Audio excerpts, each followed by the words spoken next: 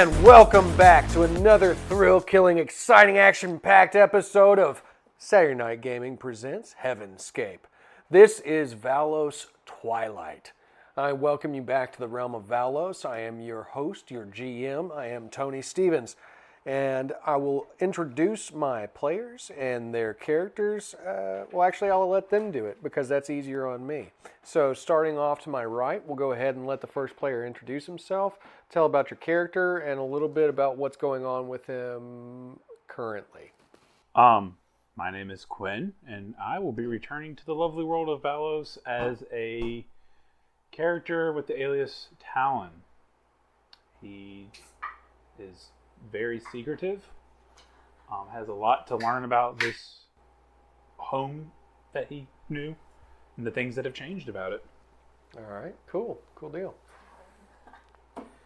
I'm Ronnie. I am portraying the detective once again. He is now he's 10 years older, but he ages nowhere near as fast as a regular person would, because he's superpowered, and that's what happens. Strathmore's superpowered and he ages faster than everybody, so I don't even know what to say. It's because he's married to a sword. It's because he's married to a sword? Yes. Man, it's that stress, man. Stress will kill you. Stress will kill you. Stress will kill you. But yeah, right now he's reading a backstory. That's what he's currently doing. All right. My name is Jessica, and I am playing Adine. She is, am I telling you what she is? You can tell a little bit about her. She is kind of a co-parent with, for a whole bunch of orphans who, she and... her partner? Well, I wasn't sure if that was going to be known yet. Have been collecting orphans and kind of taking them in and taking care of them and sort of creating this family that lives under the mega city. And she sort of has kind of taken over the role of being the mom for all of these lost aggressive kids. Nurturer. Cool. It's love. All right. Well, I am John. And I'm playing... Not John. Not John this time, yeah. Whoa. I'm playing a character named 42. He is an android that was created in some future existence and has since spread himself throughout all of space and time to form a collective of 42s. And so every 42 you meet is also 42. And there you go. He's... working to dominate all existence. Nice. All right. Well, like everybody said, this is Valos that you are returning to. However, this isn't the shenanigans of the Vikings. This isn't the old age. This is the modern era. This is actually 10 years after the events of Dark Star Rising. You would know that the old system of... well, it wasn't really a monarchy, it was a tribunal. But that tribunal has since been dismantled, and the Dani that comprise the tribunal have actually been exiled from the land. So the corporations have taken over the city. They have been building it out since the wild no longer presented a threat. It has been reduced to nothing and provided more land for the city to grow out towards. And since the desert no longer had Draken in it, providing a threat, the city is also moving out towards the desert. So this entire continent on Valos is becoming its own megalopolis. So that's what's going on currently.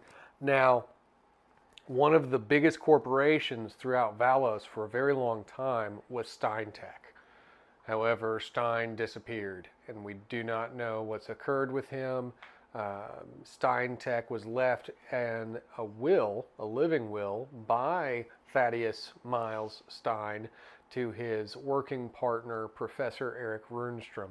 And since then, Runestraum has taken it over, rebranded it, and tried to popularize himself with the public and with the other companies by renaming it Runestraum Industries and trying to push towards a more friendly face for the company. Not so much kidnapping, experimenting, and injecting things, but helping to get everybody to where they need to be in their lives so they have an easier life, a more fulfilling life. So that's currently what's going on. Now, each of the corporations run their own secret police forces. Since the government's not there to state-sanction policemen, the corporations do so. So they run many of the facets of life that we would depend on: firemen, construction workers, police force, things of that nature, military-type actions are all run through the corporations. Now, Runestraum Industries has its own police force, and within that, it also keeps one particular investigator on retainer at all times. It keeps that detective ready and willing to be applied to any scenario needed for him to put his attention to. Now, where we open our scene, I'll actually open up. This is going to be in a skyrise apartment building. Now, hundreds upon hundreds of people live in one building alone. Just imagine these apartments are stacked on top of each other. Smaller cubicles because you don't need as much stuff, but you have everything that you need within that cubicle space that you have. So I'm going to open it up in a small derelict apartment. Now, everything's high-tech, everything's advanced, but at the same time, it all depends on the person and how well they keep up their living space. So just imagine that it's night, it's dark, it's storming outside, and there's a lot of chaos in the air, is what it feels like. And inside this apartment, you hear the anguished screams of one man. And what you see there is a more muscular, superior-looking male specimen with gray stripes in his hair, and he wakes up from a night terror. And that man is Detective James McTavish. Now, if you want to, you can tell us a little bit about what may have been causing your night terrors. So he's been having night terrors about Stein, about his previous experiments on him and stuff like that, and just how he played with his life and whatnot, his loss of his children and everything. And maybe even his own regrets. Yeah, and his regrets as well. Okay. So as the detective wakes up, I'm assuming that he's probably going to pour himself a shot or drink straight out of the bottle. What kind of a guy is the detective? He's a little bit more well-refined, so he'll just pour himself a shot. And Okay. So as he's sipping on his morning brunch, or whatever you want to call it, his midnight snack, the teledevice, more like a communication device, but definitely peers across the wall. All right, so it's not even just like it's not even looks like a monitor, but the wall itself is like a monitor. So it reshapes to show that there is a video call coming through, straight from the company that you work for. It just says like Runestraum Industries, and it's got like a little bell chime that rings. It's ding dong ding, Runestraum. Ding dong ding, Runestraum. Very soothing. That's how we need to wake up in the morning. Yeah. of course. It is 11 p.m. Runestraum Industries is calling you. Well, at least they didn't wake me up this time. I got to answer the call. And as you do, you hear the soothing voice of the artificial intelligence system. Detective McTavish, you have been requested. Your presence is necessary at Runestraum Industries post-haste. Report directly to the director's office. Copy that. I hang up. Man, it's glitching again. Alright, so I get into his outfit or his uniform, excuse me. Go down the stairs Well, not the stairs, the elevator. That's 100 floors. Yeah, I I wouldn't mean, walk he does downstairs. have superpowers. Yeah. That's how he gets his workout. Go down the stairs. You're an hour late. I took the stairs. Look at my quads. No, you have to have a slinky though with you, He right? stands and flexes his calf like that. Check this out. Those are real. All right, now as you From the get to boot, the parking garage, you hit would somebody in the actually face. find that you have a hovercraft of your own. Now this is it's not quite a car. Don't imagine it like the DeLorean or anything like that. This is actually more like a motorcycle. It's a hover cycle. So that's yours. It's your personal use, and you would, start it up and fly right over to Runestraum Industries. Now, imagine that the largest building in all of Valoria stands right in the center of the city. It's right in the middle of the city. And that building towers in the distance as he's flying towards it. And in bright lit neon letters on the side of the building, you see Runestraum Industries scrolling down the building. I mean, this guy has put forth a lot of effort and money to let people know his presence in the city and the importance that his company holds for the city. And as you're flying up to it, you would go directly to the top floor. That would be where your landing pad is, and it would also lead you directly into the director's office. And as you're welcomed in there, the door's open for you. It scans your badge. It knows who you are, lets you into the main office, and you go straight in. And of course, you hear strange music playing in the lobby. There are people waiting, secretary just sitting there with her phone, and like as she scrolls through it, it plays things randomly, and she couldn't seem bothered to even notice your presence. She's just like sitting there like playing with her nails and threw a playing with her pencil at phone. me. So of course you were welcomed straight into the director's The office. officers are having a pencil war, it seems. We both missed.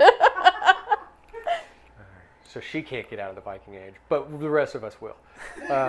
But as you go straight into the director's office, you see him sitting behind the desk, and there's a light coming from his desk. It's the monitor lighting up his face. You see somebody, he's probably about 5'10", 5'11", medium frame man, got like a dark sandy blonde hair. It's lighter on top, seems to be receding back. He's got the big bifocals on, and he's trying to read and work on whatever he's got going on. What would be a three-piece suit, but the jacket thrown over the back of his chair. I reach inside my trench coat and grab the emergency coffee. You brought coffee in your coat? Huh? Yeah, it's in a Coffee? pouch. Oh, well, like a juice pouch? It's like Yeah. Via. It's like dehydrated coffee. Yeah, it's just the powder. You just Just add water. Oh no, it's like a Capri Sun, but cold brew. A cold brew coffee. ooh, yeah, Okay. what a great just idea. So yeah, you're sitting there sipping on your coffee. He continues to work. You called? Oh, detective. Yes, it is. It is very good to see you. Your presence is of utmost necessity. I have something of high importance that needs to be tended to post haste. There's been an incident of it's not good, detective. I don't know if I can stress this enough, that it's bad. It's very, very bad. She was always so beautiful. I don't know. It's good that you're here. Yes. Hold on one second. And he continues to tippity-tap on the computer right in front of him, working away. I want to roll and see if I can see, like, from his reflection of his glasses to see what he's working on. Sure. Okay. So you would roll for your perception on that, and I'll set you at 20 on that. Oh no. Nah. Nay. You can tell that whatever it is on the computer, and it's lighting up his glasses. But they're bifocals. It's like weird upside down images as you're trying to like. So no, Okay. that would be pretty hard to do. Oh yeah. So, who is she? Who's? Oh yes. Oh, forgive me. Yes, have a seat. Hold on one second. He pushes a button on his desk and activates the AI system for his office. Solaris, please, if you could have some more coffee sent to the office. I know the detective likes to live upon coffee. I will get you coffee. Yes, okay. She was very important to many people. Dr. Kayla McKenzie was one of my oldest friends, and she had been quite taken with Dr. Raphael Gregor. I had heard years ago that they had even married and held residence in one of the apartments here in this city. It's such a tragedy, and I've already told the rest of the police workers that they are not to touch the scene at all. They are allowing you to see it firsthand as it was when it was discovered. Has Raphael been told? I sent him... This is all my fault, really. I think. Maybe. I don't know. If you look at it in a certain lens, I told Raphael, you see, we're running a certain kind of ambassador mission with Earth Prime that we found over a decade ago. And as commerce, and it's just always best if you show your best face. And Raphael was always so charming and smart and good looking, and you want these people to believe that all of us are the face of the person we send. So I sent him away, but if I hadn't, maybe he would have been there. This is my fault. It must be. The apartment, I've sent the GPS through to your PDA, and it will let you know exactly where the apartment is and any access codes you will need. But we must get this tended to before the good doctor returns. It is one thing for a man to feel rage. It is another thing to feel rage and feel that no one has done anything about it. He is family to us.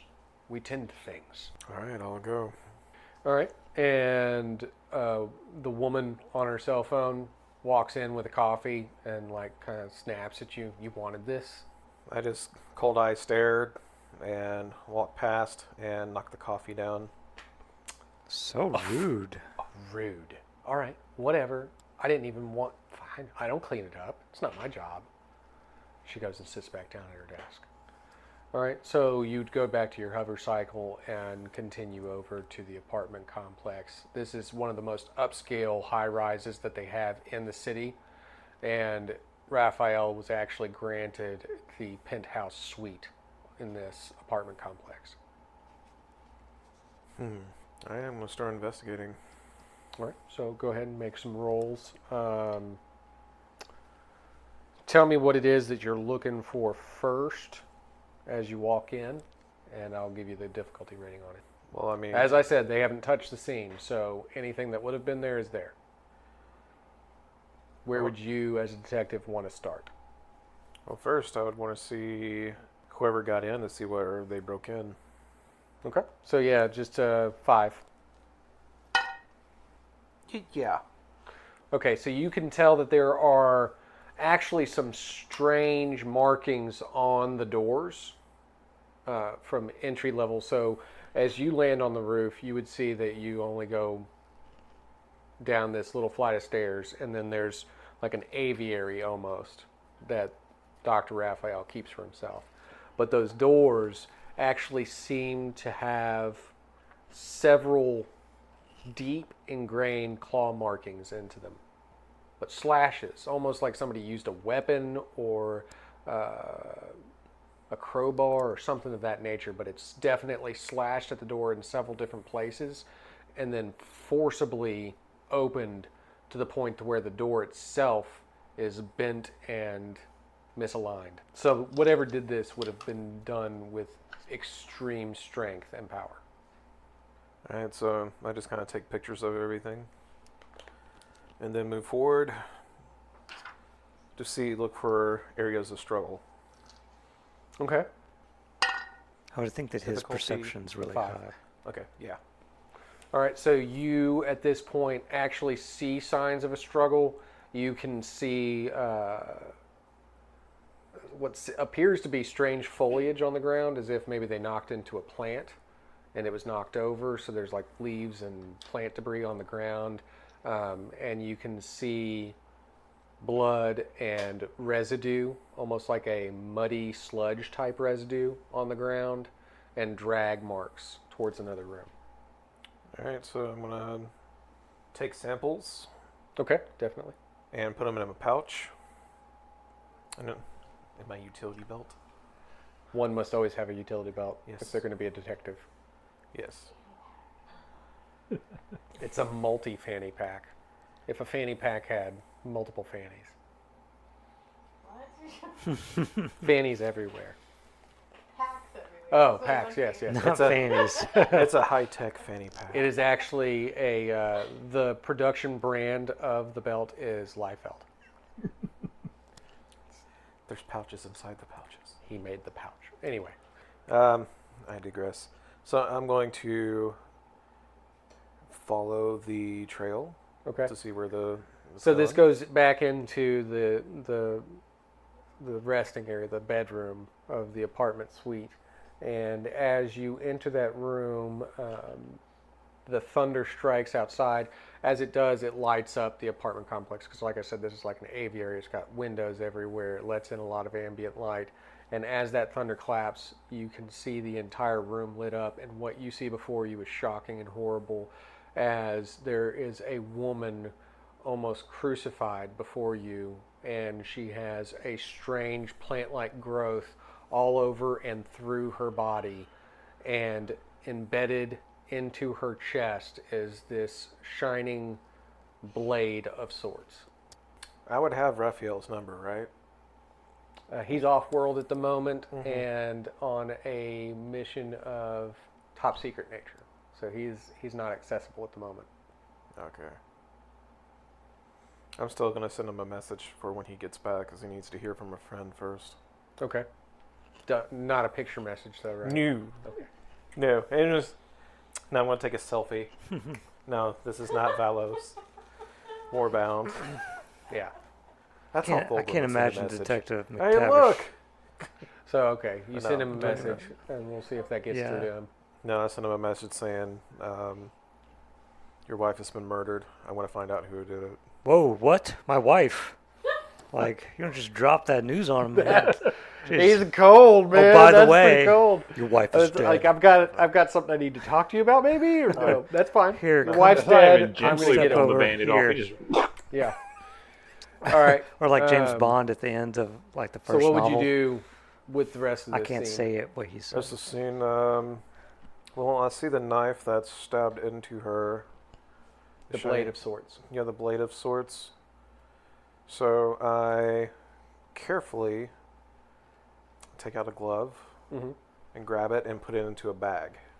Okay. So as you pull it out, you actually notice that it looks like a feather. The blade itself actually looks like a feather. That's pretty cool. Made of intense steel.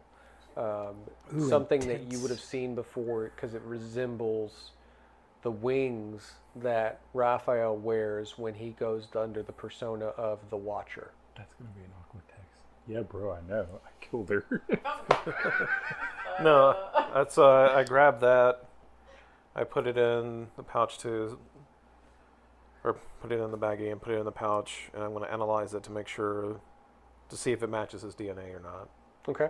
And of course, the other strange thing to you is the plant-like growth, because not a whole lot of natural parks or plants around here, and definitely not plants that consume people. Oh yeah, no, like I'm taking samples of all that stuff. Okay, so scraping it all off and everything. All right, so that's what you have here in this apartment so far.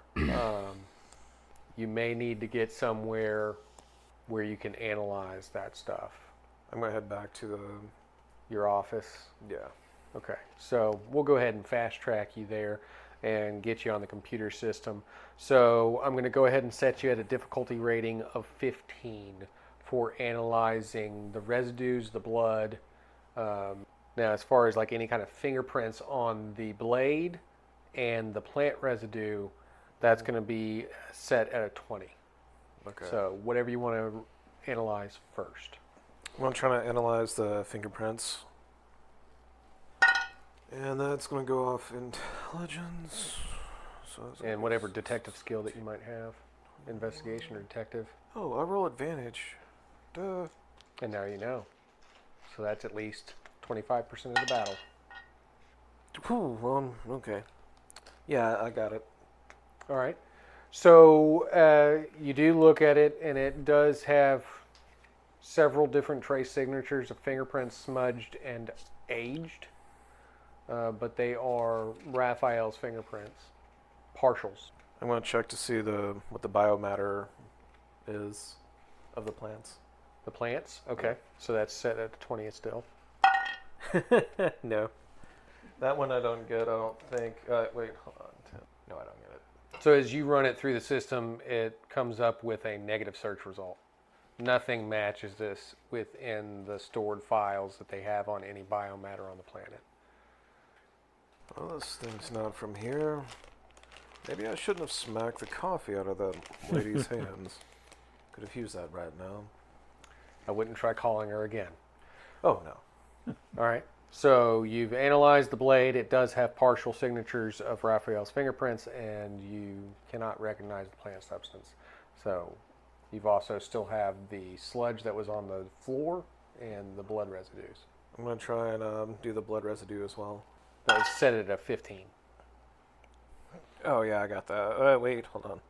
No, I did not get the blood residue, I don't think. Nah. Okay, so what blood you found, obviously part of it does ping up as a signature of Dr. Kayla McKenzie's blood type. The other, something else mixed in, again, it's not on file. It's nothing in the system for it. I'm going to try the sludge now. Okay. Ha ha ha, yes. Okay, so with this sludge stuff that you found, you can tell that it's several different components factored together. Okay, so there seems to be some mechanical grease in it, and also some mildews and some fungus in it. Now, all of that traces back to the old systems below the city. You know that the oils are from the underworkings of the city, the gears and machines that work down there. You also know that the mildew and the spores and the filth that builds up down there is trace residue that you found in this sludge. So that's something that they usually tend to, all the 4-2 units actually keep from ground level up very clean, spick and span. You wouldn't find anything like this. But the old inner workings of the city, things that they have left behind and forgotten about because they are unimportant, that is what this mildew traces back to. I'm going to contact the Runestraum's EPA office and send them the samples and saying, hey, I'm going to need this. I'm going to need you all to check this out. So catalog it and Yeah, investigate. catalog it. Yeah, catalog and investigate this. Okay.